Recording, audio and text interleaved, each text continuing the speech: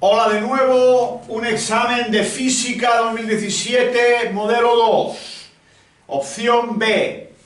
Se trata, el primer ejercicio, de un problema de campo gravitatorio. Me pregunta a qué altura la gravedad es un 20% de la gravedad en la superficie terrestre. La fórmula de la gravedad es G por M partido D cuadrado. D es la distancia al centro de la Tierra. Esto es la D. Esto es H. Esto es el radio. ¿Sí? Por lo tanto, la D es la distancia al centro de la Tierra. Me preguntan la altura. G, si nosotros tenemos en cuenta que la gravedad en la superficie terrestre es Gm partido RT cuadrado, nos queda que G0 por RT cuadrado es lo mismo que G por M. Por tanto, como en el enunciado no me da la masa de la Tierra, no me queda más remedio que sustituir Gm por 9,8, que es G0 RT cuadrado. Ahora sí, me dice que esta gravedad es el 20% de la gravedad en la superficie. Por tanto, 0,2 por 9,8 es igual a 9,8 por RT cuadrado. Me da el radio, lo paso a metros, de ahí el 10 a la 3, partido por distancia al cuadrado.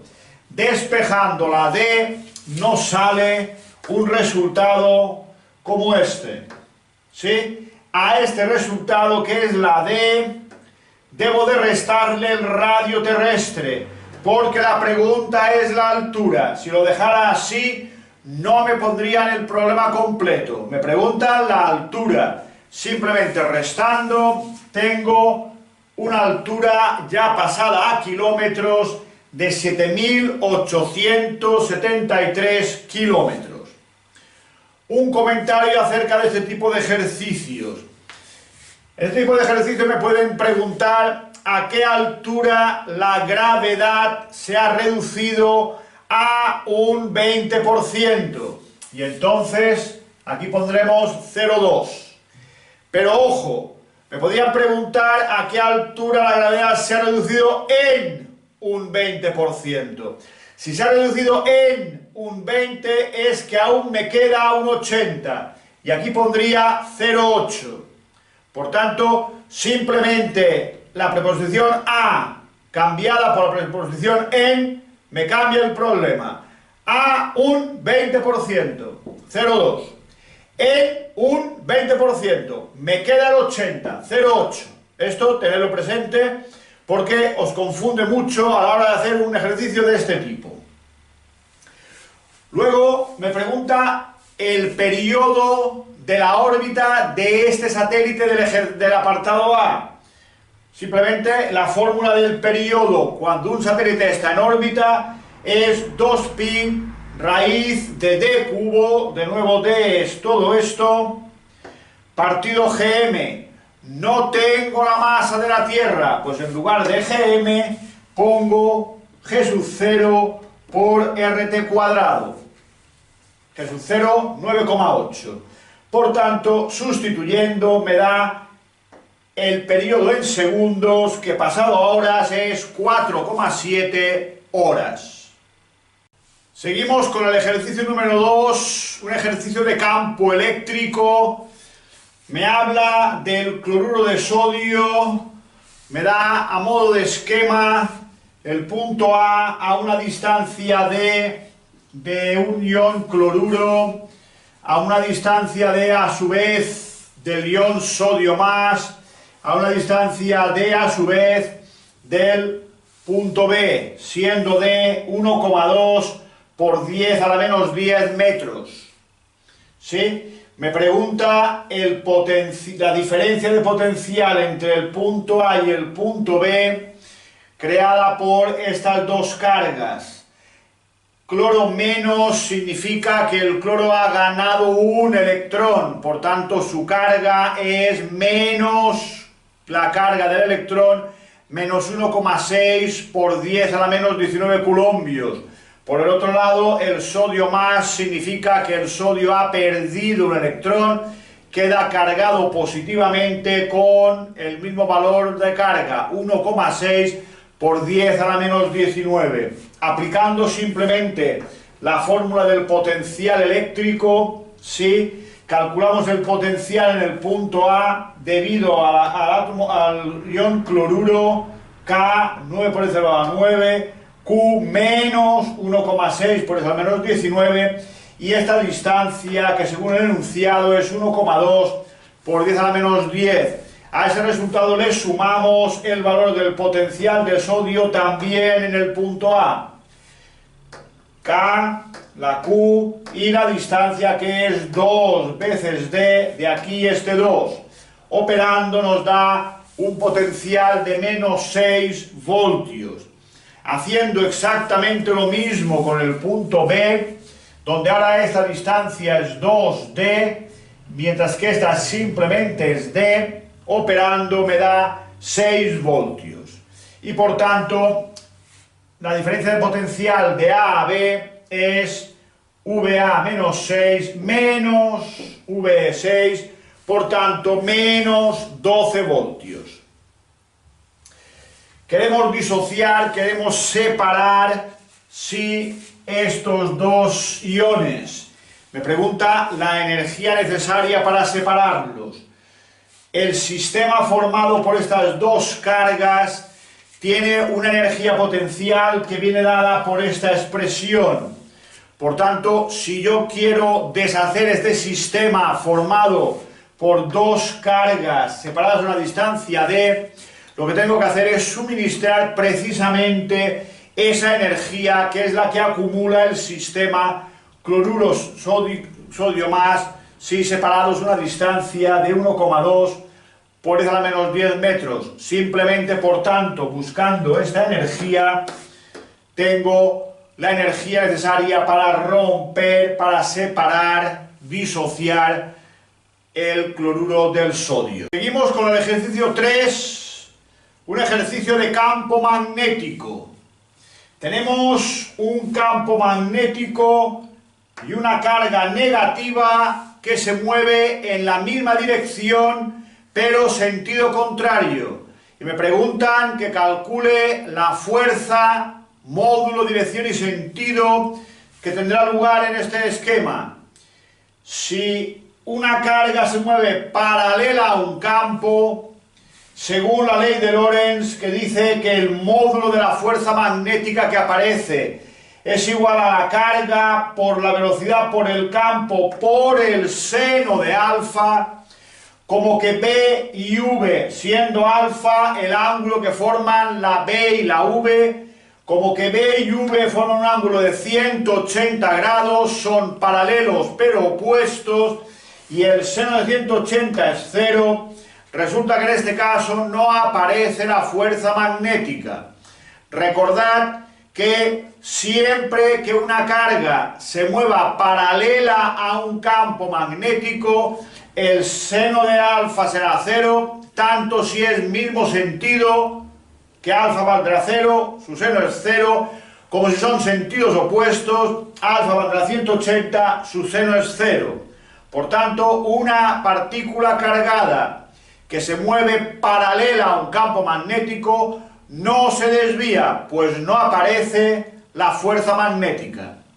En el caso en que la velocidad y el campo sean perpendiculares, la velocidad está representada hacia mí horizontalmente, el campo es perpendicular a la pizarra y penetrante hacia adentro.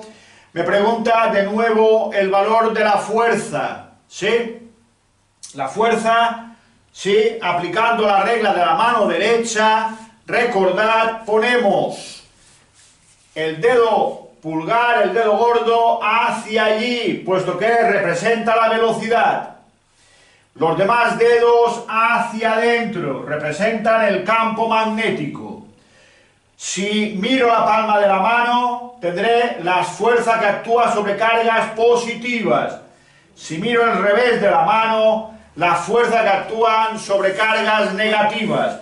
Por eso, al ser esta carga electrón negativa, la fuerza magnética que aparece será hacia abajo. ¿Qué valor tendrá? Según la ley de Lorentz, este será el valor que tendrá la fuerza magnética. Q por V por D por el seno de 90, que es 1 y no hace falta ponerlo. Y la dirección y sentido según el esquema. Vamos con el problema 4. Es un problema de movimiento vibratorio armónico simple. Una masa de 2 kilos sometida a un movimiento vibratorio armónico simple de 1 centímetro de amplitud. En el instante inicial se encuentra en el punto 0,5 centímetros, hemos hablado de X, pues pondremos X, y tiene una velocidad de 1 centímetro por segundo. Me pregunta la fase inicial y la frecuencia. Estas son las dos fórmulas, la del movimiento, la de la posición X y la de la velocidad. Sabiendo que en el instante inicial la elongación es 0,5, sustituimos, podemos calcular el valor de la fase, que no es más que el arco seno de 0,5 partido 1, que es 0,5, y me da pi sextos. Teniendo presente que la t es 0, me queda que phi sub 0 es, por tanto, pi sextos radianes. Ya tengo la fase inicial. Vengo a esta fórmula de aquí, 1 centímetro por segundo, 1 centímetro, omega, y el coseno de pi sextos, pues esto vale pi sextos. Sustituyendo y operando me sale que omega, la pulsación es 1,15 radianes por segundo. Sabiendo el valor de omega, podemos calcular el valor de la frecuencia, despejando, nos da 0,18 hercios. He trabajado X, A, omega y velocidades en centímetros. No pasa nada, es correcto, ¿sí?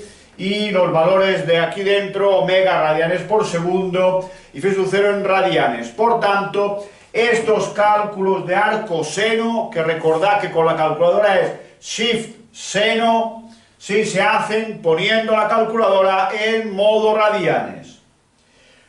Luego me pregunta la energía cinética, potencial y total de la masa en movimiento armónico simple al cabo de 1,4 segundos.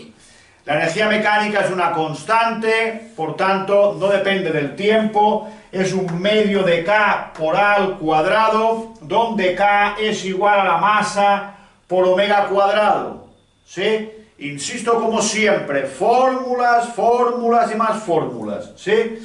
Sustituyendo, puesto tengo todos los valores, la masa es 2, omega es 1,15, ¿sí? Y la A es 0,01, cuidado, aquí he trabajado en centímetros, pero aquí quiero dar el resultado en el sistema internacional, por tanto en julios. Trabajando, por tanto, en metros, sustituyendo, tengo 1,32 por 10 a la menos 4 julios. La energía potencial es un medio de K por X cuadrado. La K, M omega cuadrado. La X, A por el seno de omega t más phi sub 0. Sustituyendo todo esto, obtenemos un valor para la energía potencial de 9,46 por 10 a la menos 5 julios. Aquí lo que faltaría ahora es calcular la energía cinética. Muy sencillo, simplemente hay que restar la energía mecánica menos la energía potencial. Lo restáis y veréis qué os da. Puesto que la energía mecánica es la suma de las dos, tanto la cinética como la potencial. Y para hallar la cinética hay que restar esta menos esta. Operación sencilla que la hacemos.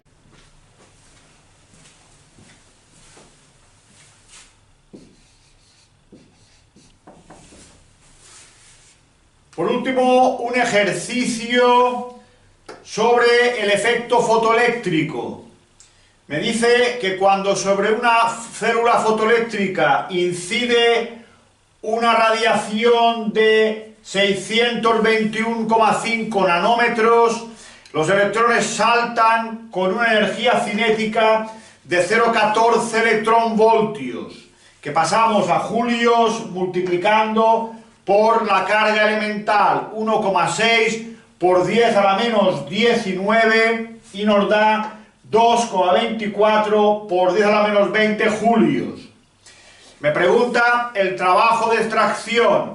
Aplicando la ley de Einstein del efecto fotoeléctrico, tenemos que H por C partido lambda, que es la energía de la radiación incidente, la he puesto en función de lambda y no en función de F, puesto que lambda es mi dato, siendo C la velocidad de la luz en el vacío, 3 por 10 elevado a 8.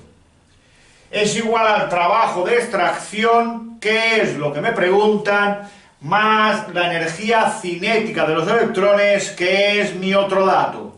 Simplemente despejando y sustituyendo, puedo calcular el trabajo de extracción, que sería 2,97 por 10 a la menos 19 julios. También me pregunta la frecuencia umbral, ¿sí? La frecuencia mínima necesaria para que se produzca el efecto fotoeléctrico en esa célula. El trabajo de extracción es una energía que viene dada por la constante de Planck multiplicada por la llamada frecuencia umbral, que es lo que me preguntan. Pasando la constante de Planck H dividiendo, me queda que la frecuencia umbral es el trabajo de extracción calculado en el ejercicio anterior dividido por la constante de Planck, y esto nos da 448,6 por 10 elevado a 12 hercios. Eso sería la frecuencia umbral. Ya sé que insisto continuamente en los exámenes de física, como veis, teniendo muy claro el formulario, obviamente los conceptos, ¿sí? Y habiéndolo trabajado para poder relacionar unas fórmulas con otras, ¿sí? La física no es complicada. Ojo, hay que saber el formulario, hay que haberlo trabajado y tener los conceptos claros. Y eso no es gratis, se trata de trabajar. Y entonces, sí, podréis hacer perfectamente la mayoría de ejercicios de física del nivel de primero o segundo de bachiller, en este caso, selectividad de la UI. Como digo siempre, poneos a trabajar.